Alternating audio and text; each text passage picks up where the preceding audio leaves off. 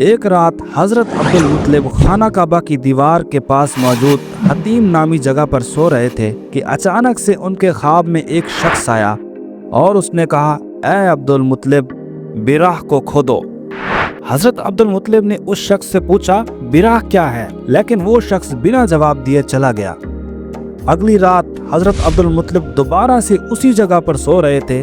پھر وہی شخص ان کے خواب میں دوبارہ آیا اور کہا، اے عبد المطلب، مجنونہ کو کھودو۔ آپ نے پھر سے دریافت کیا، یہ مجنونہ کیا ہے؟ وہ شخص دوبارہ سے واپس چلا گیا۔ تیسرے روز آپ پھر اسی جگہ پر سو رہے تھے کہ وہ شخص پھر سے آپ کے خواب میں آیا اور کہا، اے عبد المطلب، طیبہ کو کھودو۔ حضرت عبد المطلب نے پھر سے اس شخص سے وہی سوال کیا کہ یہ طیبہ کیا ہے؟ وہ شخص معمول کے مطابق پھر سے بنا کوئی جواب دیے واپس چلا گیا۔ حضرت عبد المطلب بہت زیادہ سوچ میں پڑ چکے تھے اور سارا دن اس کے بارے میں سوچتے رہے۔ وہ ہر قیمت پر ان تینوں خوابوں کا مطلب جاننا چاہتے تھے۔ آپ چوتھے روز بھی پھر سے اسی جگہ پر سوئے تھے کہ وہ شخص پھر سے آپ کے خواب میں آیا اور کہا، اے عبد المطلب، زمزم کو کھودو۔ حضرت عبد المطلب نے معمول کے مطابق پھر سے وہی سوال پوچھا کہ یہ زمزم کیا ہے؟ اب کی بار یہ شخص غائب نہیں ہوا۔ اس شخص نے کہا کہ اے عبد المطلب، زمزم پانی کا ایک کنواں ہے جس کا پانی نہ تو کبھی ٹوٹتا ہے اور نہ کبھی ختم ہوتا ہے۔ یہ پانی حج پر آنے والوں کو سیراب کرے گا۔ اس شخص نے اس کنویں کے علامات اور نشانات بھی بتائے کہ اے عبد المطلب، اس جگہ پر جا کے کھودو۔ یہ شخص بار بار حضرت عبد المطلب کے خواب میں کیوں آ رہا تھا اور کیوں بار بار ان کو زمزم کے کنویں کے نشانات بتا رہا تھا؟ علمی وے کے ساتھ میں ہوں رانا یاسر اور آپ ہسٹری آف اسلام کی قسط نمبر 2 دیکھ رہے ہیں۔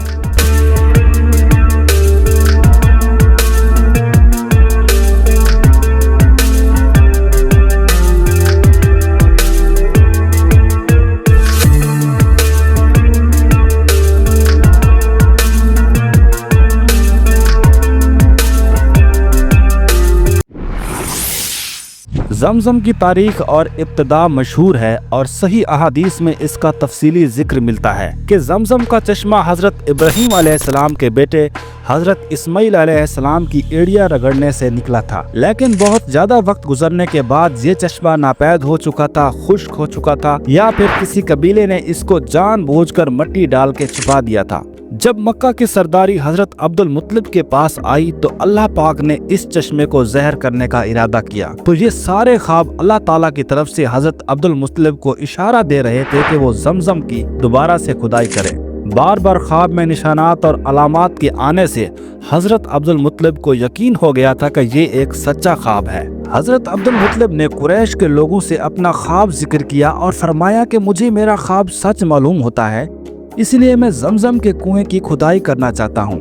لیکن قریش نے اس کی بھرپور مخالفت کی، مگر حضرت عبد المطلب نے مخالفت کی بالکل پرواہ نہیں کی اور آپ کھدائی کا سامان لے کر اپنے بیٹے حارث کے ہمراہ اس جگہ پر پہنچ گئے جو نشانات خواب میں بتائے گئے تھے۔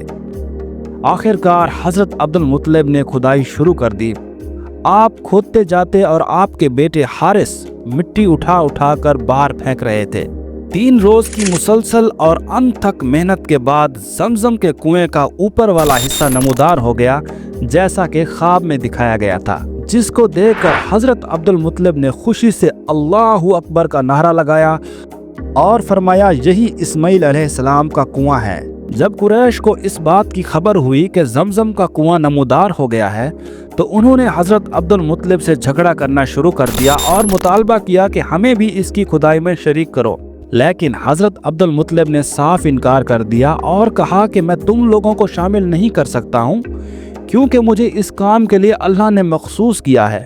مگر قریش کے لوگ باز نہ آئے، یہاں تک کہ فیصلے کے لیے بنو سعد کی ایک نجومی عورت کے پاس جانا طے ہوا اور یہ لوگ مکہ سے روانہ بھی ہو گئے۔ لیکن راستے میں اللہ تعالیٰ نے انہیں ایسی علامات دکھائیں کہ وہ سمجھ گئے کہ زمزم کا کام قدرت کی طرف سے حضرت عبد المطلب کے ساتھ مخصوص کیا گیا ہے۔ یہ لوگ بہت ڈر گئے اور راستے سے ہی واپس لوٹ آئے۔ یوں حضرت عبد المطلب کے ذریعے اللہ پاک نے زمزم کی کھدائی کا کام مکمل کرا لیا، جس سے آج تک تمام حجاج کرام اور مسلمان مستفید ہو رہے ہیں۔ वो कौन शख्स था जो अपने नापाक इरादों के साथ खाना काबा पर चढ़ाई करने को आया, लेकिन अल्लाह ने इसे नीस्त व नाबूद कर दिया और हमेशा के लिए इबरत का निशान बना दिया, जिसका जिक्र कुरान पाक में भी मिलता है। ये सब भी आपको बताएंगे, लेकिन हिस्ट्री ऑफ इस्लाम की किस्त नंबर 3 में।